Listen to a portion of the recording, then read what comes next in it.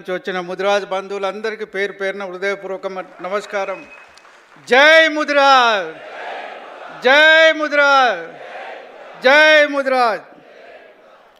ఈనాటి కార్యక్రమ నిర్వాహకుడు ముదిరాజ్ ఫైనాన్స్ కార్పొరేషన్ అధ్యక్షులు సోదరుడు బొర్రా జ్ఞానేశ్వర్ ముదిరాజ్ గారు, ఈ కార్యక్రమ ముఖ్య అతిథి పెద్దలు గౌరవనీయులు, మనందరికీ అభిమాన పాత్రుడు, ఒక సామాన్యుడిగా, ఒక సర్పంచ్గా, మరి అనేక హోదాల్లో పనిచేసి చివరికి ఏనుగు కుంభస్థలాన్ని కొట్టినట్టు కొట్టి ఈసారి మక్తల్ నియోజకవర్గం నుంచి ఇక్కడికి వచ్చిన నా సోదరుడు.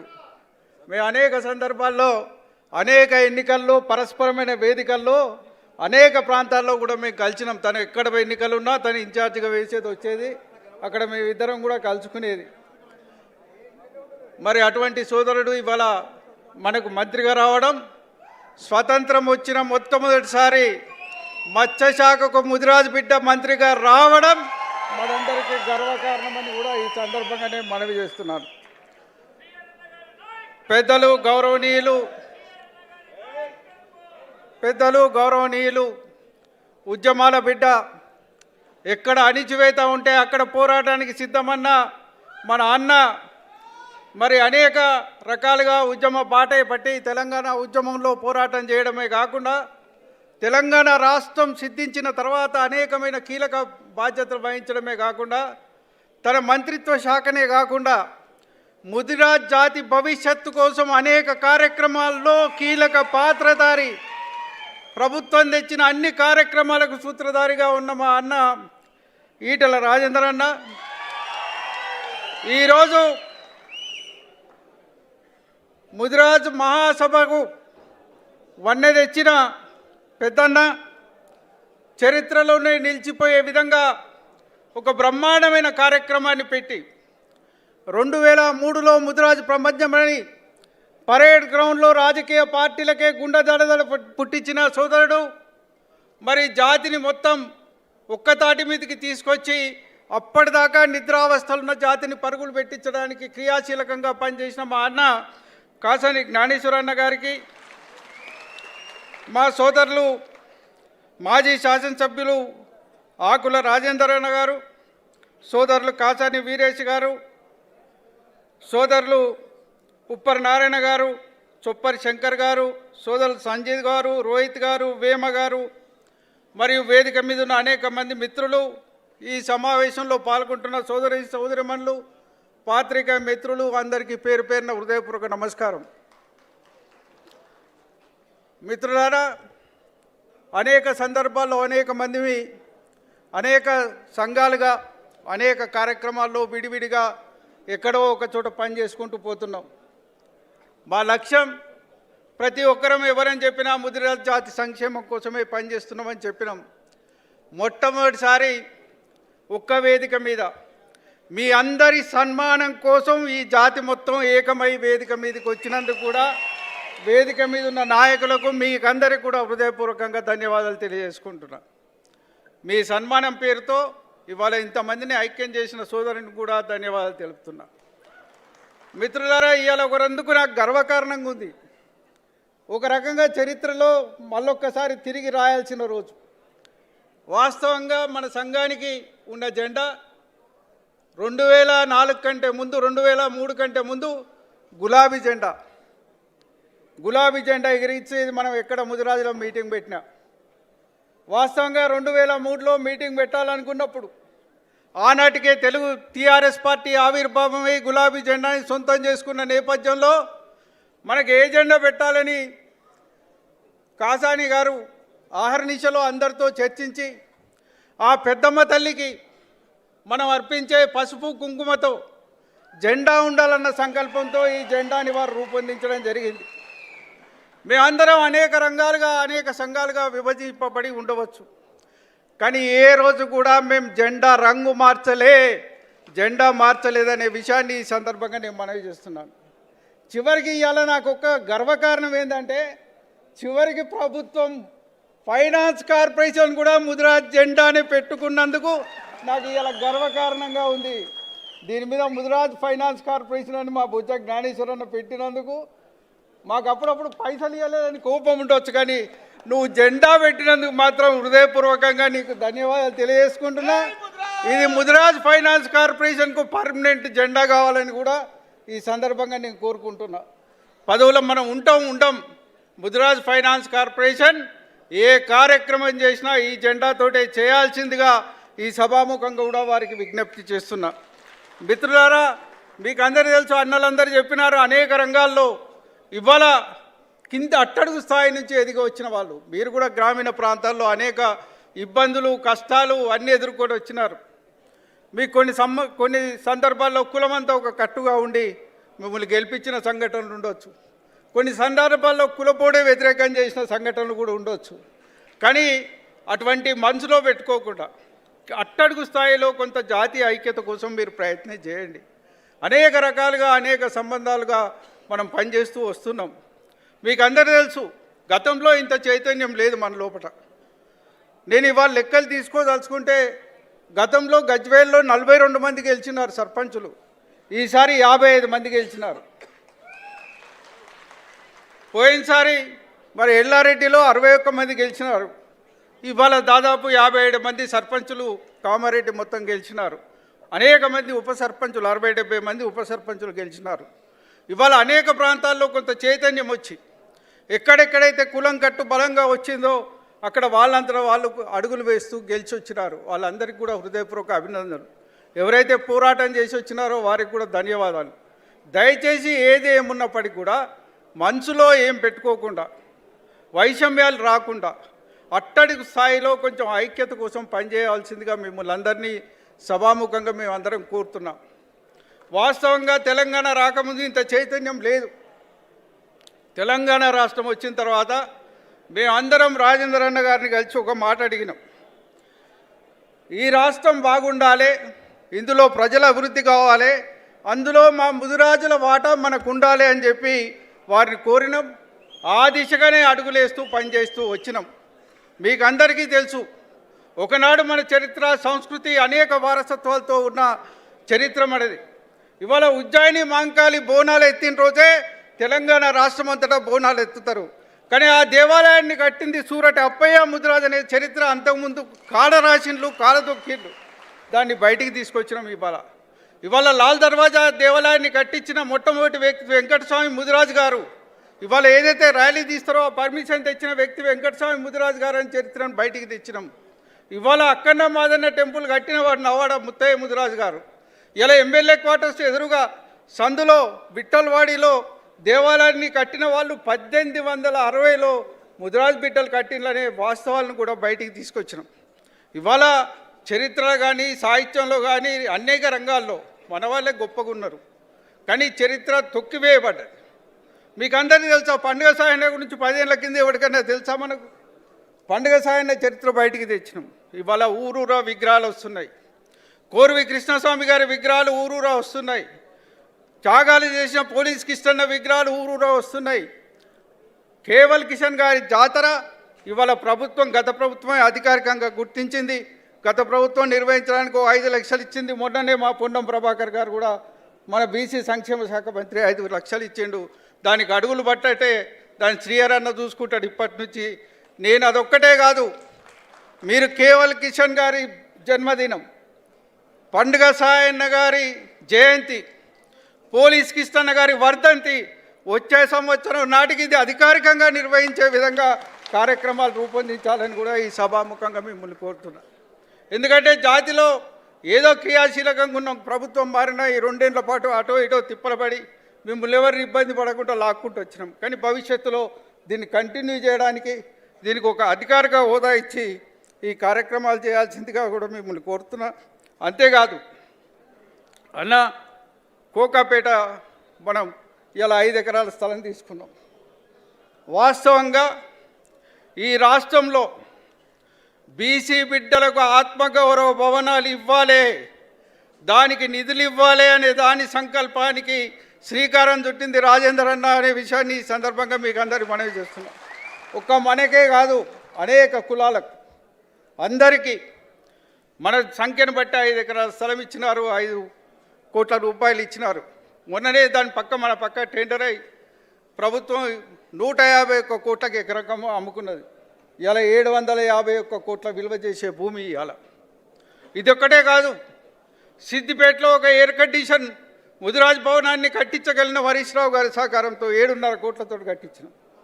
అనేక జిల్లా కేంద్రాల్లో 21 ప్రాంతాల్లో ఎకరం 2 ఎకరాల స్థలాలు సేకరించినాం. వాటన్నిటికీ అద్దుపని చేసుకోవాల్సిన అవసరం ఉంది. వాటి గోడలు అవో ఇవో చిన్న స్థాయిలో భవనాలు కట్టుకోవాల్సిన అవసరం ఉంది. మాలాంటి వాళ్ళం, మీరు ఎమ్మెల్యేగా ఉన్నారు కాబట్టి మీకు ఇబ్బందులు ఉంటాయి, కాన్స్టిట్యున్సీ వరకే పరిమితం కావాలి. నాలాంటి వాడు పార్లమెంట్ మెంబర్ అయితే నాకు కాన్స్టిట్యున్సీ ఎక్కడ, నేను రాజ్యసభ పోయినా నాకేం కాన్స్టిట్యున్సీ లేదు. నా కాన్స్టిట్యున్సీ అంతా ముదిరాజులు తప్ప ఇంకోటి ఉంటుంది. నేను ఒక ముదిరాజు బిడ్డగా పోయినా కాబట్టి నా అప్పటి నిధులు కానీ, నేను ఎమ్మెల్సీకి వచ్చిన నిధులు కానీ 8 కోట్ల రూపాయలు ఇప్పటివరకు ముదిరాజు భవనాలకు ఇచ్చిన. ప్రభుత్వం డబ్బులు ఇస్తలేదన్నా మాకు, దయచేసి ఇప్పించినాం అనుకో, నాకున్న ఇంకా 2 ఏళ్ల టర్మ్లో 10 కోట్ల రూపాయలు వస్తే కూడా అది ముదిరాజు జాతికే చెందుతా తప్ప వేరే కాదనే మాట కూడా ఈ సందర్భంగా నేను మనవి చేస్తున్నా. ప్రభుత్వంతో మాట నిధులు కూడా ఇప్పియండి. అదేవిధంగా రాజేందర్ అన్న మంత్రి కాగానే మన మత్స్యశాఖ అనేక సంస్కరణలు తీసుకురావడంలో వారు కీలక పాత్రధారి. ఇవాళ ఎవరు అడగక ముందే 750 మత్స్యకార భవనాలకు 10 లక్షల కోట్లతో బడ్జెట్లో పెట్టిన ఏకైక వ్యక్తి రాజేందర్ అన్న అనే విషయాన్ని ఈ సందర్భంగా నేను మనవి చేస్తున్నాను. దాదాపు 500 భవనాలు ముదిరాజులను కంప్లీట్ చేసుకున్నాం. అనేక ప్రాంతాల్లో చేస్తున్నాం. మనకు ఒక నినాదం ఉండాలి. ప్రతి జిల్లా కేంద్రంలో మన భవనం ఉండాలి, ప్రతి నియోజక కేంద్రంలో మన భవనం ఉండాలి, ప్రతి పల్లెలో ఉండాలి. ఆ దిశగా మనందరం పనిచేయాలని చెప్పి కూడా ఈ సందర్భంగా నేను మనవి చేస్తున్నా. మరి అనేక రకాలుగా మనం పనిచేస్తున్నప్పటికి కూడా మనకుండే ఇబ్బందులు మనకుంటాయి. మనం ఎక్కడో పోయి అడుక్కునే పరిస్థితి ఉంటుంది. ఆ పరిస్థితి రాకుండా కూడా వీటికి ఏదైనా ఒక విధానపరమైన నిర్ణయం, బలహీన వర్గాల ఆత్మగౌరవ భవనాలకు జిల్లా స్థాయిలో కానీ మిగతా స్థాయిలో కానీ సోదరుడు మంత్రివర్యులు గారిని నేను రిక్వెస్ట్ చేస్తున్నా, తప్పనిసరిగా ఆ కార్యక్రమాలని కూడా దృష్టిలో పెట్టుకోమని వారిని కోరుతున్నా. మీకు ఉదాహరణకు మత్స్యశాఖలో రాజేందర్ అన్న చాలా విషయాలు ప్రస్తావించినాడు. ఇవాళ తెలంగాణ రాష్ట్రం వచ్చిన తర్వాత మత్స్యశాఖలో ఏమైనా మార్పులు జరిగినాయి అంటే కీలకంగా పనిచేసిన వాడు రాజేందర్ అన్న. ఆయనతో మేమందరం కలిసి పనిచేసినాం. మేము అడిగిన మార్పులన్నిటికీ వారు మంత్రివర్గంలో ఉండి అనేక సంస్కరణలు తీసుకొచ్చినారు. ఒక దశ ఎక్కడికి పోయిందంటే ఆ శాఖ మంత్రి గారు మమ్మల్ని ఇబ్బందిగా చూసే పరిస్థితికి వచ్చింది. ఎందుకంటే కేసీఆర్ గారు ప్లీనరీలో చెప్పినాడు, అనేక విషయాలు మాట్లాడుకుంటూ మత్స్యశాఖని రాజేందర్ గారు బండ ప్రకాష్ గారు చూస్తారని చెప్పిండు. మంత్రి కూడా ఉన్నాడు. ఆ దశలో కాన్ఫిడెన్స్లో ప్రభుత్వంలో మేము పనిచేసినాం.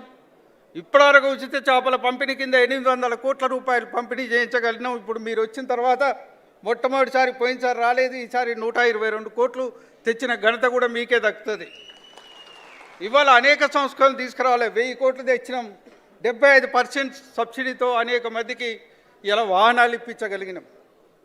62,000 మందికి 2 వీలర్స్ ఇప్పించినాం. దాదాపు 4,000 మందికి 3 వీలర్స్ ఇప్పించగలిగినాం. దాదాపు 100 మందికి డీసీఎంలు టయాటాలు కూడా ఇప్పించగలిగినాం. ఇవన్నీ 75% సబ్సిడీతో ఇప్పించగలిగినాం. దయచేసి నేను మంత్రి గారిని కూడా రిక్వెస్ట్ చేసేది ఏమిటంటే, అందుకే నేను మా శ్రీహర్ అన్న మేము చాలా సన్నిహితంగా ఉంటాం. మంత్రి అయినాక పోయినా కలిసిన, చార్జ్ తీసుకున్న రోజు కూడా దండం పెట్టి కలిసి వచ్చిన. వారు అడిగితే కూడా చెప్పిన, ఇప్పుడు ఏం మాట్లాడమన్నా, మీరు 6 నెలలు పని చేయండి, 6 నెలలు పని అయినాక మీ శాఖ గురించి కూడా మేము మీతో షేర్ చేసుకోవడానికి, కొన్ని అభిప్రాయాలు చెప్పడానికి ముందుకు వస్తామని చెప్పిన. తప్పనిసరిగా మాకున్న అభిప్రాయాలు షేర్ చేసుకుంటాం. ఇప్పటికే ఒక శాఖని ఒక దశలో తీసుకొచ్చినాం. వాస్తవంగా అనేక మంది అన్నపూర్ణగా తెలంగాణ వస్తుంది అనుకున్న రోజు తెలంగాణ మత్స్యబౌల్గా కూడా, ఫిష్ బౌల్గా కూడా డెవలప్ కావాలని చెప్పి మేము ఆశించినాం. దా దిశగా మేము పనిచేసినాం.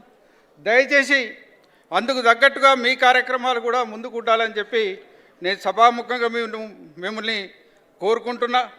దానికి సంబంధించిన ఏ కార్యక్రమాల్లోనైనా మీతో కలిసి పనిచేయడానికి, మీరు తీసుకునే ఏ నిర్ణయమైనా అట్టడుగు స్థాయికి అమలు చేయడానికి మేమందరం సిద్ధంగా ఉంటాం. అన్న అందరినీ వేధిస్తున్న సమస్య. ఇక్కడ ఏ బిడ్డను కదిలించినా మళ్ళీ అడిగే సమస్య. బీసీడీ నుంచి ఏ అనగానే అందరూ దానికి సంఘీభావంగా మనోళ్ళు మాట్లాడతారు. ఇవాళ మన లోపల ఉన్న స్పందనే మన జాతి బాగా కావాలని కోరుకునే ఆరాటం. దీని వెనుకనే మనం పనిచేస్తూ ఉన్నాం. ఆనాడు పుట్టుస్వామి కమిషన్ తెలుగుదేశం ప్రభుత్వ కాలంలో మొదలుపెట్టిన మా కార్యక్రమాలు జ్ఞానేశ్వరన్న గారికి సంపూర్ణమైన అవగాహన ఉంది. పుట్టుస్వామి కమిషన్ నుంచి కాంగ్రెస్ పార్టీ అధికారంలోకి రాకముందు నేను కాంగ్రెస్ పార్టీ మేనిఫెస్టో సభ్యుడిగా పనిచేసిన. ఆ మేనిఫెస్టోలో రాసిన పుట్టుస్వామి కమిషన్ ముదిరాజులకు అన్యాయం చేసింది, కాంగ్రెస్ పార్టీ అధికారంలోకి వస్తే బీసీడీ నుంచి ఏకు మారుస్తామని చెప్పి ఆ రోజు మేనిఫెస్టోలో చేర్పియగలిగినా అనే మాట కూడా ఈ సందర్భంగా నేను మనవి చేస్తున్నాం. 2009లో అనేక రిపోర్ట్లు తయారు చేసినాం, అనేక రిప్రజెంటేషన్ చేసినాం, ధవళ సుబ్రహ్మణ్యం కమిషన్ ముందు మాట్లాడినాం, చివరికి సాధించుకున్నాం. దురదృష్టవశాత్తు అదే హైకోర్టులో కొట్టివేయబడ్డది, సుప్రీంకోర్టుకు పోయింది. ప్రభుత్వాలు మారినాయి. కరోనా కాలం అనేక కార్యక్రమాలతో మొన్నటిదాకా పెండింగ్ ఉంది. 2022లో ప్రభుత్వం మీద బాగా ఒత్తిడి తెస్తే దీన్ని మేము తప్పకుండా పరిష్కరిస్తామని వారే సుప్రీంకోర్టులో అఫిడవిట్ బీసీ కమిషన్ ద్వారా వేయించినారు. సమస్య ఎక్కడో లేదు. ఇవాళ చాలామందికి తెలియక ఈ సుప్రీంకోర్టులో ఉన్నది, అక్కడ ఉన్నది. ముఖ్యమంత్రి గారు కూడా ఏదో ఉపన్యాసం మక్తల్లో చెప్పినారు. దయచేసి అది ఎక్కడో లేదు, బీసీ కమిషన్లో ఉన్నది. బీసీ కమిషన్లో వారు విచారణ చేయాలి, అందరికీ అవకాశం ఇవ్వాలి, నోటిఫికేషన్ ఇవ్వాలి. అది ఇచ్చి చేస్తే ఆ రికమెండేషన్ ప్రభుత్వానికి వస్తే మీరు రిజర్వేషన్ చేయడానికి సానుకూలంగా ఉంటుంది. ఎట్లాగా ప్రభుత్వం అభయస్థం హామీలో ముదిరాజులను బీసీడీ నుంచి మారుస్తామని ఒక వాగ్దానం చేసింది. కాబట్టి నిన్ననే నేను బీసీ కమిషన్కు స్వయంగా వెళ్ళి రిప్రజెంటేషన్ ఇచ్చిన, మంత్రి గారికి కూడా ఇచ్చిన. అన్నా నేను పనిచేసేది రాజ్యాంగ హోదాలో పనిచేస్తున్నా. ఇవాళ ఈ సమస్య మీద రోడ్డు మీద నిలబడడానికైనా నేను సిద్ధంగా ఉన్నా, పోరాటాలకు కూడా సిద్ధంగా ఉన్నామనే మాట ఈ సందర్భంగా నేను తెలియజేస్తున్నా. ఎందుకంటే ఇన్ని రోజులు మేము 42% రిజర్వేషన్ల అంశం ముందుకు వచ్చింది కాబట్టి దానికి ముదిరాజులో అడ్డం పడుతున్నారు, ఇంకేదో ఉద్యమాలు అంటున్నారు అనే మాట చెడ్డ పేరు మాకు రావద్దని ఊరుకున్నాం. ఇవాళ అది అటుకెక్కింది, దాన్ని ముచ్చట్లేదు. కాబట్టి మా ఎజెండా స్పష్టంగా మా ఎజెండాతో ముందుకు రాదలుచుకున్నాం. తప్పనిసరిగా నా రిక్వెస్ట్ ఏంటంటే, కొంత ఇబ్బంది ఉంటుంది అన్నకు, శ్రీహరి అన్నకు కొంచెం ఇబ్బంది ఉన్నా ప్రభుత్వం వాగ్దానం చేసింది కాబట్టి, ప్రభుత్వం మాట ఇచ్చింది కాబట్టి. నిన్ననే మా సోదరుడు మహేష్ కుమార్ గౌడ్ గారితో, భట్టి గారితో, శ్రీధర్ గారితో సందర్భం వస్తే అది కూడా చెప్పిన. మరి మీరు వాగ్దానం చేసిన కాబట్టి పని చేయండి అని కూడా రిక్వెస్ట్ చేసిన. మీరు లీడ్ తీసుకోండి, మీరు ప్రభుత్వంలో ఉన్నారు కాబట్టి బాధ్యతాయుతంగా తీసుకోండి. మీ వెంబడి ఎక్కడికైనా రావడానికి మేము సిద్ధంగా ఉన్నాం. ప్రభుత్వంతో రిక్వెస్ట్ చేయడానికి సిద్ధంగా ఉన్నాం, ప్రభుత్వంని అడగడానికి సిద్ధంగా ఉన్నాం. తప్పనిసరిగా మీరు చేసే అన్ని కార్యక్రమంలో మేము భాగస్వామ్యం అవుతామని కూడా ఈ సందర్భంగా నేను మనవి చేస్తూ, మరి రానున్న రోజుల్లో అనేక కార్యక్రమాల్లో మనం ఇంకా ముందుకు పోవాల్సిన అవసరం ఉంది. జాతి చైతన్యం కోసం అనేక కార్యక్రమాలు చేయాల్సిన అవసరం ఉంది. ఇంకా రాని ఎవరైనా పెద్దలుంటే వారిని కూడా కలుపుకొని ముందుకు పోవాల్సిన అవసరం ఉంది. మిత్రులు ఎవరైనా రావాల్సి ఉంటే రావాల్సింది. మొన్ననే నా దగ్గర జ్ఞానేశ్వరన్న వస్తే కూడా నేను ఒక మాట చెప్పిన, జ్ఞానేశ్వరన్న మాలాంటి వాళ్ళని నేను కాశానన్న ఎన్నికల్లో మళ్ళీ పోటీ చేసే అవకాశాలు అయితే లేవు. ఇవాళ వచ్చే శాసనసభ నాటికి రాజేంద్రన్ ఉంటాడు, మీరుంటారు, మరి బుర్ర జ్ఞానేశ్వర్ గారు ఉంటారు, మా కాసారి వీరేష్ ఉంటాడు. మరి రాజేంద్రన్న చేస్తాడో లేదో తెలియదు, పిల్లల్ని ఎవరన్నా ప్రమోట్ చేస్తాడో తెలియదు, మన నీలం మధు ఉంటాడు, ఇంకా అనేక. మీరు ఇప్పుడు చూస్తే మా కళ్ళ ముందట 6-7 పేర్లు ఇప్పుడే వినబడుతున్నాయి. ఇంకా అనేక మంది పటంచెర్లో కానీ, మిగతా సంగారెడ్డిలో కానీ అనేక మంది ఎదిగిన బిడ్డలు ఉన్నారు. కనీసం 10 మంది శాసనసభ్యులు వచ్చేసారి అసెంబ్లీలో ఉండే విధంగా మన కార్యాచరణ రూపొందించుకుందాం. ఆ దిశగా సభాముఖంగా మనవి చేస్తూ ఈ అవకాశం కల్పించినందుకు, ఆహ్వానించినందుకు జ్ఞానేశ్వరన్నకు, మరి మా శ్రీహరన్నకు హృదయపూర్వకంగా ధన్యవాదాలు తెలియజేసుకుంటూ సెలవు తీసుకుంటున్నా. జై ముదిరాజ్, జై ముదిరాజ్, జై ముదిరాజ్.